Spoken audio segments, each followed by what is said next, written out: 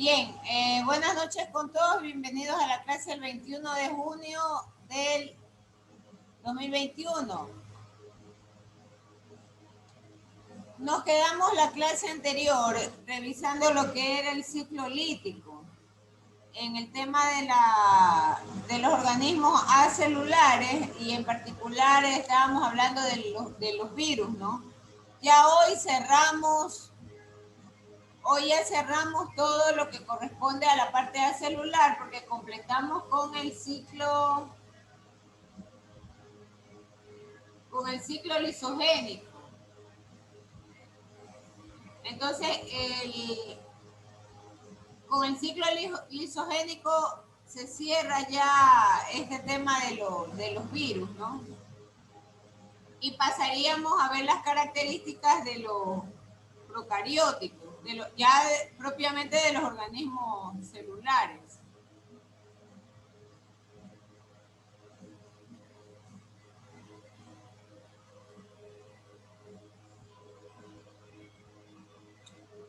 Estoy ya compartiendo la pantalla de la presentación. Por favor, confirmen que ustedes la logran visualizar. Sí, master. Nosotros ya habíamos visto los tipos de microorganismos. Eso como para hacer un feedback de lo que habíamos revisado anteriormente. También se había dejado una tarea sobre hacer un dibujo de la composición del virus.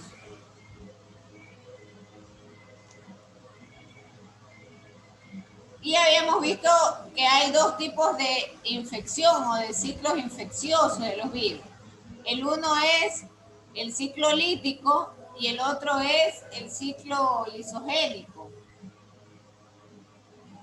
Entonces, en el ciclo lítico, para resumir, ¿no? Y para ya no repetir esta parte, el ciclo lítico finalmente lo que busca es que se infecta la pared de la bacteria y finalmente la célula infectada muere porque se rompen estas paredes y al momento de romperse se liberan las nuevas copias virales. Entonces ahora nos toca revisar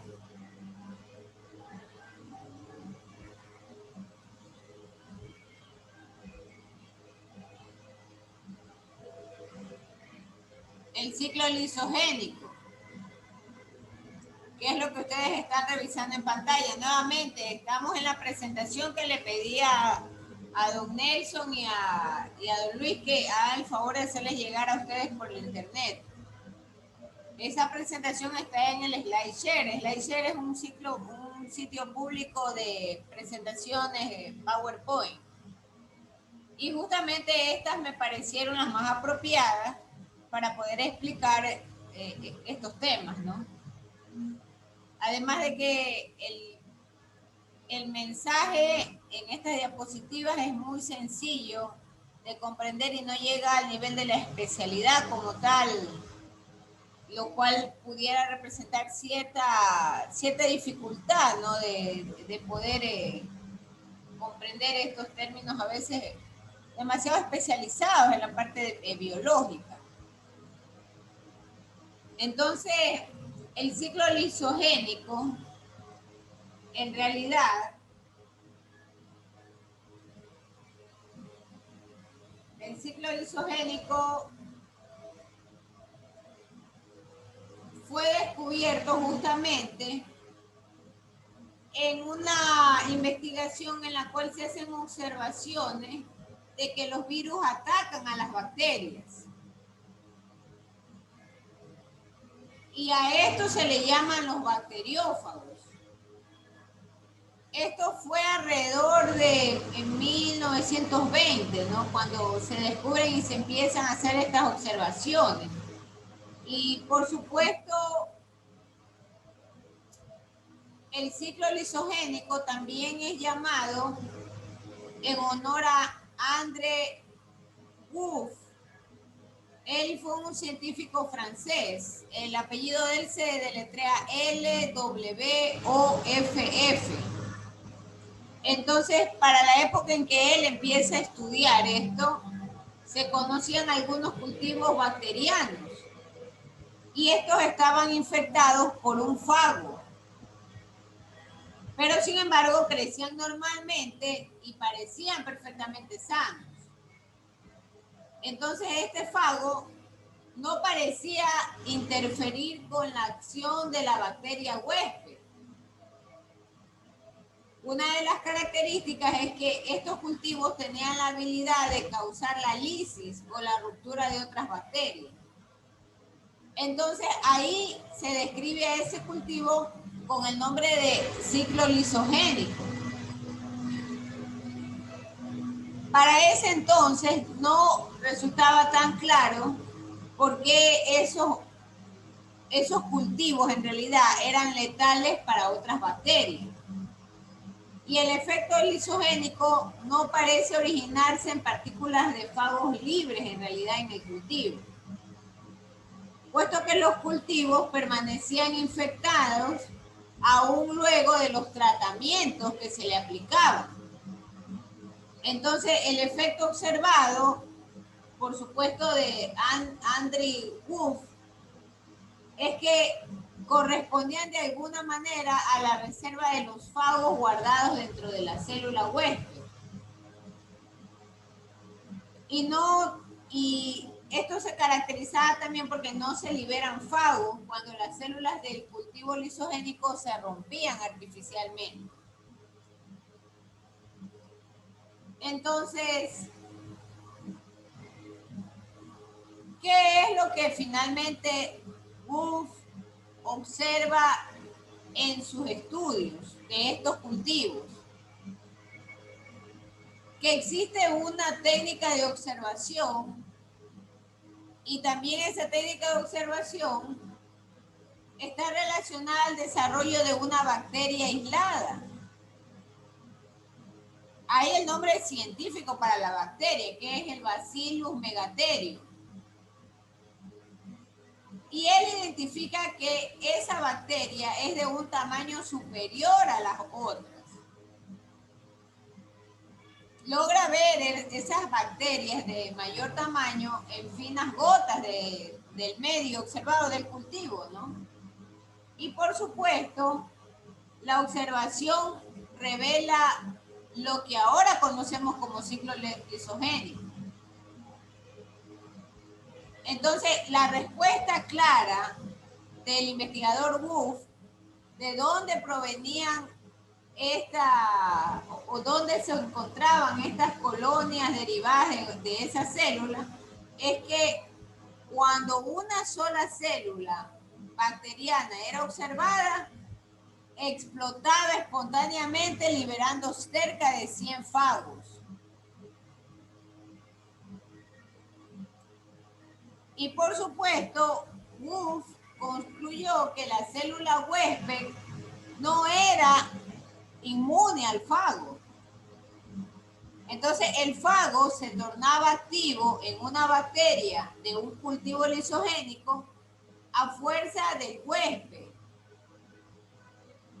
Y por supuesto el huésped contribuía a manufacturar más fagos. Estos fagos que son liberados eventualmente causan la muerte del organismo hospedador y liberan fagos al exterior cuando explican de la misma forma. Entonces, noten ustedes el gráfico. Voy a ampliarlo. Por favor, confirmen que logran ver el gráfico de manera ampliada. Confirmen, por favor. Sí, se ve, Miss. Ya. Sí, maestra. Entonces, vamos al inicio de este gráfico. Es probable que les presente también otros gráficos que son más sencillos, ¿no? Entonces, como primer punto, el virus se pega a la pared del hospedador. ¿Cómo se lee esto? Se lee de derecha a izquierda. Y noten ustedes que en la derecha hay una bolita verde con una como flechita o como rabito amarillo. ¿Sí logran ver ese? Sí, Miss. Ya, ¿sí logran ver ese como hexágono pequeño de color amarillo? Sí. Ya, entonces ahí se origina el ciclo. Y eso que ustedes ven como hexágono no es otra cosa sino un virus complejo. Uno de los virus complejos que por supuesto tienen, recuerden, sus espinas basales que le ayudan a tener mayor sujeción. Y el virus se pega en la pared de los hospedadores. Tanto el ciclo lítico como el lisogénico, ellos se pegan a la pared del hospedador. Ambos ciclos empiezan igual. Y entonces, ¿qué ocurre? Que el ADN viral entra al citoplasma. Ya estamos hablando del citoplasma de la célula, ¿no? De la pared del hospedador. Luego, ¿qué ocurre? Luego existe una etapa que es la que le llaman, sigan bajando por favor su mirada del lado derecho, que se llama transcripción, traslado y replicación. Y entonces el ciclo lisogénico tiene dos opciones, ¿no? Y ahí viene lo que decía o lo que había descubierto Wolf en sus observaciones. La pared celular o la célula tiene su inmunología. Y entonces esa inmunología puede llevar a la otra opción, que es la represión, que es lo que ustedes ven en el siguiente bucle. Y en el ciclo lisogénico, el ADN viral se integra al cromosoma bacteriano. Se integra. Luego que el cromosoma se integra, existe la etapa en la cual, previo a la división, se duplica el ADN bacteriano y el viral.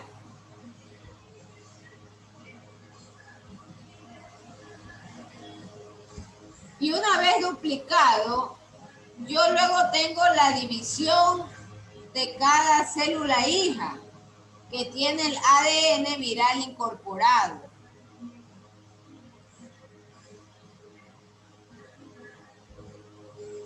Esta gráfica que muestra la diapositiva tiene una particular combinación del ciclo lítico y del ciclo lisogénico. Ambos empiezan con la fijación del virus, pero noten que en ambos casos, en este gráfico comparativo, tenemos la incorporación de la información del ADN viral que se integra al cromosoma. Y se produce la réplica celular. Ese bucle que ustedes ven, que está justamente en el centro, que dice lysogenic cycle, el bucle que está en el centro significa que ya existe la división de cada célula hija que tiene el ADN viral incorporado y luego el ADN viral se separa del cromosoma bacteriano. Ahora, ¿por qué se separa? Porque luego de esto entra en el ciclo lítico. Si usted lo quiere ver de otra manera, el ciclo lisogénico es la primera parte de una integración que luego se va a complementar con el ciclo lítico. Entonces, cuando nosotros analizamos solo el ciclo lisogénico, la infección se inicia y el virus penetra a la bacteria. El virus se integra al cromosoma bacteriano. Y a este fago integrado es el que se le llama el profago. Y se replica pasivamente con el ADN de la bacteria. Ahora, noten que en el ciclo lisogénico, no se llega o no se completa hasta la destrucción de la bacteria, de las bacterias como tal. Lo que hace es replicarse. Y finalmente este ciclo lisogénico se incorpora al ciclo lítico como complemento hasta lograr la destrucción de la bacteria y obviamente la liberación. Un comentario importante es que el ciclo lisogénico es uno de los varios tipos de ciclos en los que la célula huésped no es destruida, pero un sitio en el cromosoma es ocupado por el virus y este sitio es utilizado para la réplica de los genes virales. Entonces, la infección viral como tal entra en realidad a una fase durante este proceso. Ustedes ven el esquema, ¿no? Y en realidad la enzima viral lo que hace es cortar el cromosoma huésped. Por eso es que ustedes ven esa como especie de sombrita o destello color naranja. Y ustedes ven al lado la información genética del virus, representado en la bolita en una circunferencia de color lila. Entonces, la infección viral justamente se atribuye porque la enzima viral corta el cromosoma huésped e integra el genoma viral en el mismo. Y a eso es lo que se le llama recombinación genética. Y se hace una recombinación justamente para la réplica y para transmitir ese ADN viral a todos los demás descendientes. Cuando habla de los descendientes, no solamente piensen como en un tema genético, sino que además esto se replica. Entonces los genes víricos lo que hacen es lisar la célula y la abandonan. Y ahí comienzan ellos un nuevo ciclo de infección. Entonces, en el ciclo lítico, en cambio, ya es la siguiente fase complementaria, de manera que una vez alisada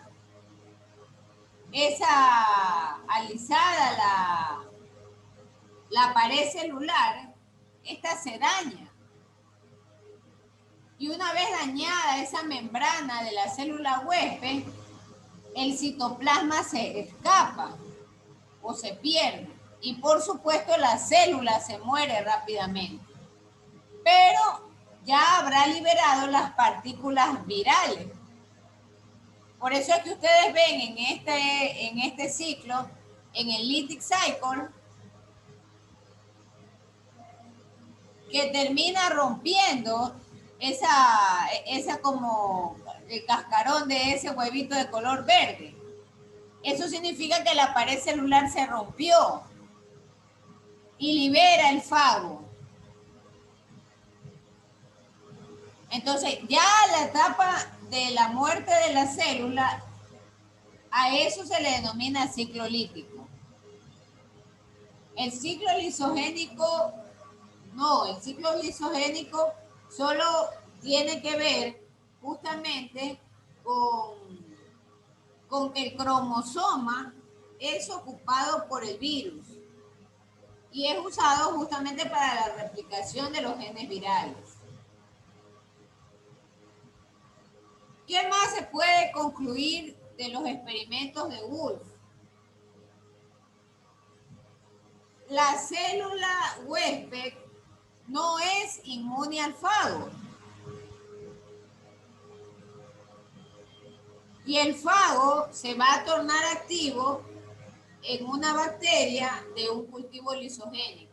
Esa es una de las conclusiones importantes. Otra conclusión importante del experimento de Wolf es que la mayor parte de las ocasiones, las bacterias huéspedes, el fago se encuentra en forma inactiva.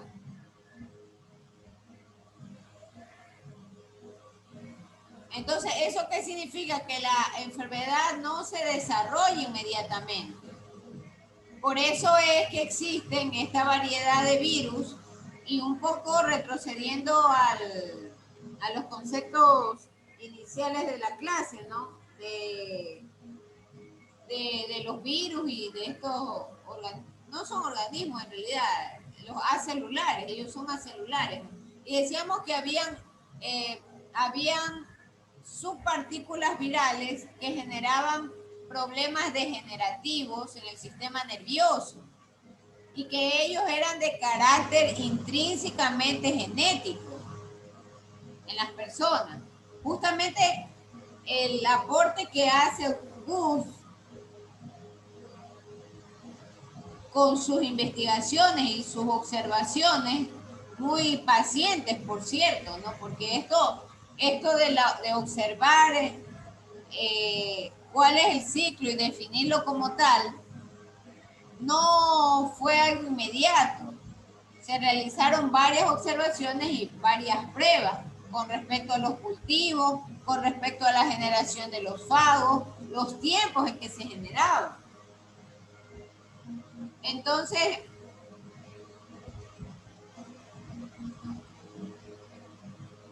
él encontró que era posible inducir artificialmente todas las células de un cultivo lisogénico para que entren al ciclo lítico simultáneamente.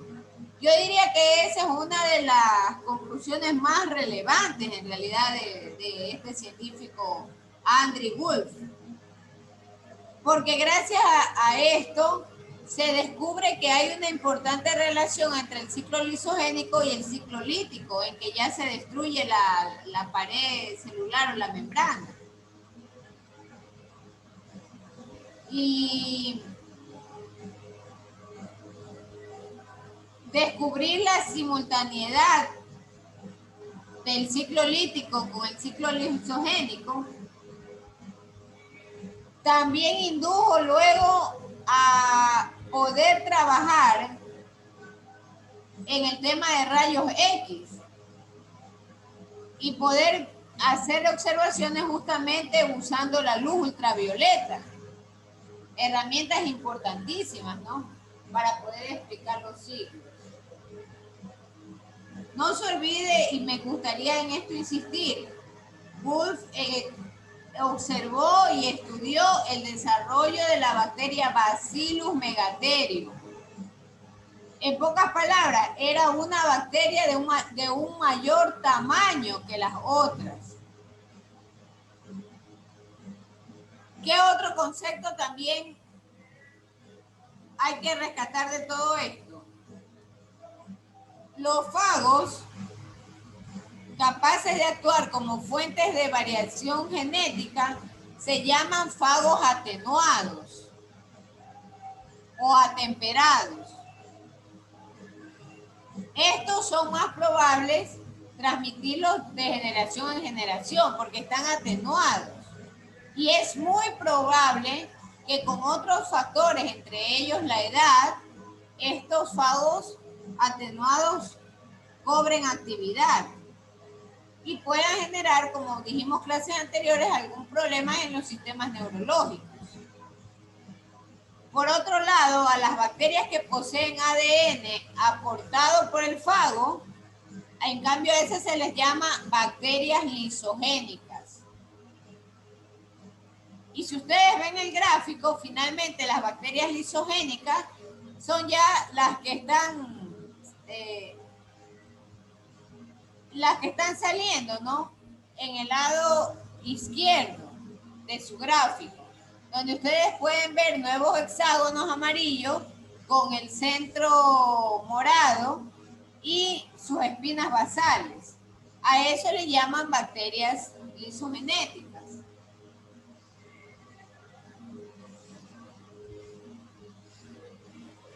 Hay un tema muy importante, que es el caso del virus del SIDA, ¿no? Y justamente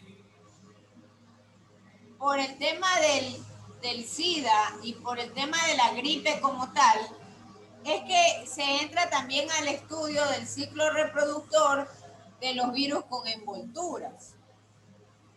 Esa era la última, otra de las formas de virus, ¿no? Y entonces, allí hay una palabra muy importante que les voy a pedir que investiguen. Voy a dejar un vocabulario en el campus virtual. Y uno de esos es la palabra absorción, con D de dado. Entonces, el término de absorción significa que se juntan los materiales o se posan, están juntos, pero no se han fusionado. Entonces, en el caso de los virus con envoltura, existe una primera fase denominada absorción. Y esta fase produce una fusión de la envoltura del virión con la membrana plasmática de la célula del huésped, que es justamente lo que ustedes ven en la parte inferior derecha. Ese que ven como arco rojo es la envoltura del virión. Y por supuesto, esa membrana plasmática da lugar a la penetración de la célula huésped de todo el virión y del ácido nucleico, por supuesto. A este también se le llama el bacteriófago. Entonces, en el interior ya, el núcleo cápside del virus, ¿no? Se fragmenta y el ARN se apodera del metabolismo celular del organismo hospedador. Y una vez apoderado, fabrica los nuevos ácidos nucleicos y las proteínas. Pero por supuesto, con la información ya alterada, la información genética. Y noten ustedes que ahí el gráfico tiene unos numeritos en el de la parte inferior derecha. El 1 representa a la fase de absorción, es decir, están juntas la envoltura con la pared celular. Luego de eso se da la penetración de la célula huésped de todo el virión. En el caso 3 ya es la información genética, esa información trastocada del ARN del virus que se fusiona con la de la célula y se apodera del mecanismo celular hospedante. Eso ustedes lo aprecian en el número 4 y en el número 5. Y ya en el número 6 ustedes ven la fabricación de los nuevos ácidos nucleicos y las proteínas. Entonces, una vez ensamblado el ARN,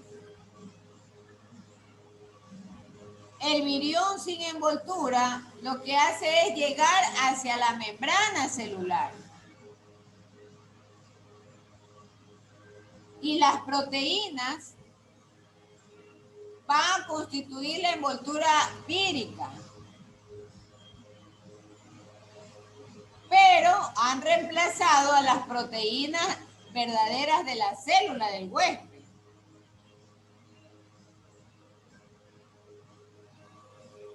Entonces, al momento de reemplazarla, ahí se transforma también el intercambio o el cambio de la información equivocada que le ha transmitido el virus genéticamente a las células.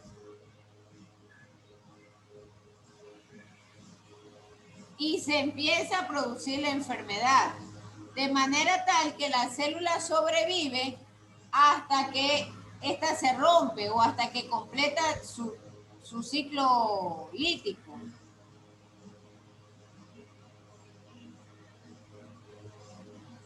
Ustedes han de preguntar, bueno, ¿y esto en términos generales qué significa? ¿Esto está o no dentro del ciclo lítico o del ciclo lisogénico? La respuesta es sí. La única diferencia de este gráfico que mostramos en el ciclo lisogénico es que aquí el virus con el cual empezó esta infestación o esta infección era un virus complejo, sin envoltura. Recuerden que el virus complejo no tiene envoltura, solo tiene un cápside, un cuello y las espinas basales. En el caso de los virus con envoltura, la única diferencia existente es la fase de absorción, en donde la envoltura o la doble membrana del virus se junta con la membrana plasmática. Juntada con esa membrana plasmática, o si usted lo quiere ver de una manera más simple, pegada, ahí da lugar a la penetración de la célula huésped, de todo el virión. Pero todo el interior, todo lo que sucede luego, que es la diseminación para completar a la información del ARN, juntarlo con la información de la célula. Luego de eso, construir las nuevas proteínas con la información cambiada o trastocada, para luego finalmente volver a constituir una envoltura para el virus y reemplazar las proteínas, es el mismo ciclo. Finalmente la expulsión, como ustedes ven en la última etapa, que es la 8, es la misma fase de liberación, pero esta fase de liberación, a diferencia de el virus complejo, es que esta fase la genera por gemación, es decir, se generan gemas que tienen su propia envoltura membranosa. Pero el sentido del ciclo lítico se cumple, porque en el ciclo lítico decíamos se rompe la membrana celular y libera los virus. Correcto, acá también se rompe, pero se rompe y lo que libera son gemas que están recubiertas por envolturas membranosas. Preguntas, señores, por favor. Preguntas. Deja ese gato, vamos. Preguntas, por favor. Solamente abran el micrófono a los que necesitan hacer preguntas, el resto no. Entonces sería que el virus tanto del SIDA como el de la gripe son muy difíciles de destruirlos, o sea, o de contrarrestar, porque ellos prácticamente ya salen con una doble membrana, sí. Esa es la dificultad, pues. El virus complejo, recuerde que no salía con una membrana de proteína, él simplemente se diseminaba. Por eso el virus de la gripe y el virus del VIH son más complejos, porque ellos son virus que salen, o sea, entran con una doble membrana, se pegan a la pared celular, infestan la información de la célula con su ARN, se replica esta información y nuevamente se produce la ruptura de la membrana, pues. Pero la rompen generando nuevas gemas. Y estas gemas son virus que tienen a su vez una nueva constitución membranosa con proteínas, pero con información alterada, ¿no? Pero sí, la respuesta es por eso son más complejos. ¿Alguna otra pregunta, señores? Por favor, Sí. vayan prendiendo las cámaras para hacer la toma de la foto de curso. O sea que por eso, pues, por esa nueva información que tienen, por el cuerpo que infectaron, se vuelven más resistentes, porque tienen información de los componentes que son fuertes para el cuerpo y contrarrestan, lo que hace el virus más fuerte y difícil de poder curarse de esa enfermedad que trae el virus. Sí, todos, o sea, tanto los virus que tienen membranas como los que no tienen envolturas, ¿no? Ellos confunden la información genética de la célula, la confunden. Y como la confunden, queda diseminada en el organismo del huésped, es decir, del organismo, no de la planta o de los animales, incluidos nosotros. Pero entre los dos tipos de virus, el más complicado de poder deshacernos es aquel que tiene la envoltura.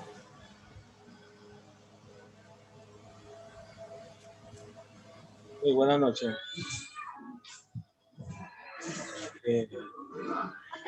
Menciona ahora sobre una temperatura, o sea, para que la temperatura cambiara. La temperatura, o sea, el UV creo que vi. O sea, si hay una mayor temperatura, quizás la temperatura pueda dañarse. No. ¿Qué es lo que está sucediendo? Y le explico. André Wolf, él hizo sus observaciones, pero lo que ocurrió es que él buscaba mecanismos para poder definir mejor el ciclo lisogénico. Y entonces eso dio lugar a que apareciera el investigador que orientara sus trabajos hacia los rayos X o hacia la luz ultravioleta, pero es solo para observarlos mejor, más no para deshacerse de los virus como tal, o no para curar ningún tipo de enfermedad, ¿no? O sea, es la secuencia, básicamente es la secuencia de investigación. Eso es lo que se quería hacer notar. Entonces podemos decir, máster, que el virus, en este caso del COVID-19, comparado con el del SIDA, es más poderoso. ¿Por qué? ¿Por qué le puedo decir esto? Solamente una pequeño criterio mío, ¿no? Con respecto a la vacuna, no a la cura, sino a la vacuna. Recordemos que la vacuna del SIDA demoró años en producirse, pero la del COVID, que fue un poco más mortífera porque hubo miles de muertos en tan poco tiempo, llegó tan rápido. Entonces, ese es mi pensamiento con respecto a las dos virus. Bueno, hay algo importante. El virus del COVID es primo hermano de la gripe, recuerden, porque son virus con envolturas. Y el virus del SIDA tiene una similar forma al de la gripe y al del COVID, porque también tiene doble envoltura. Lo que les diferencia a ellos, si usted lo quiere ver, es el tema de la forma del cápside. El cápside es la forma en que los recubre. Entonces, ambos, o mejor dicho, los tres tipos de virus son complicados de destruir por esa membrana que los recubre y los protege. Ese es el mensaje final en realidad. Y la intensidad de los efectos de ellos depende de la información genética que contiene el ARN, ¿no? Entonces podríamos decir que el virus del COVID se desarrolla más pronto que el del SIDA. Recuerde que todos los virus, a ellos se les llama virus fagos. Los fagos, entonces esos fagos lo que son es más resistentes para su eliminación. Esa es la diferencia de ellos con, por ejemplo, con el virus complejo, que no tiene envoltura.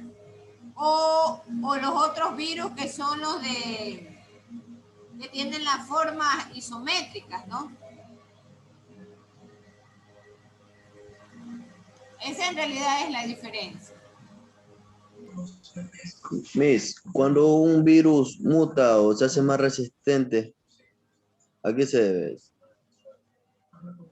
Bueno, recuerda también que la información genética del virus, combinada con la información genética de la célula, puede tener como resultado varias situaciones. Uno, porque la información genética celular, recuerde que es de generación en generación transmitida.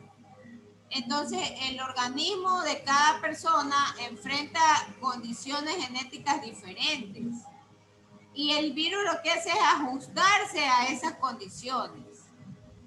De ahí que, por ejemplo, hay personas que son más resistentes a cierto tipo de penicilina. Hay otros, en cambio, que son alérgicos. Y todo depende de la información genética del hospedador. Porque con esa información genética es que el ARN del virus se va a complementar.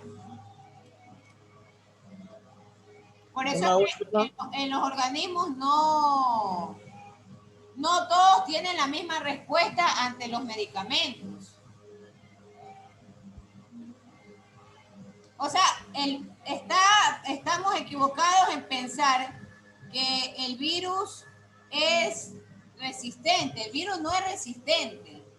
El tema es la información genética incompleta del virus, con qué se combinó.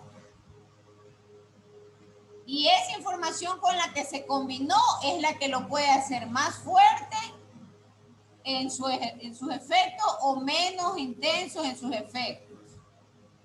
Acuérdense también que ellos tienen las partículas subvirásicas. Entonces hay partículas subvirásicas que yo les decía, que parecen tipo parlante. Ellos o aumentan la magnitud de los efectos o disminuyen la magnitud de los efectos. Bien, cerramos hasta aquí la clase con 36 participantes. Son Adrián Macías, Adriana Ramírez, Mercedes Bustos, Bayro Jiménez, Denis Zambrano, Elsa Carreño, Elvis Ayala, Evelyn Guzmán, Evelyn Hurtado, Fernando Pin, Génesis Orobio, Cinti Piales, Jairo Vadillo, John Ramírez, Johnny Pizarro, Jorman Vaquerizo, Yuli Sánchez, Katy Alvarado, Lilibet Castañeda, Lice Cochea, William Loor, Luis Antonio Rosales, Luis Rosales, Madeleine Zambrano, Marcillo Ariana, María Teresa Ford, Eddie Mayorga, Loren Navas, Nelson Alvarado, Doris Pazmiño, Rebeca Tumbaco, Ellen Rentería, Kareli Saltos, Kareli Sinche, Tomás Morán y Jocelyn Mit. Hasta aquí cerramos la grabación de microbiología del paralelo 5C1 con el tema de el ciclo lisogénico de los virus. Bien, muchísimas gracias. Hasta mañana. Hasta mañana.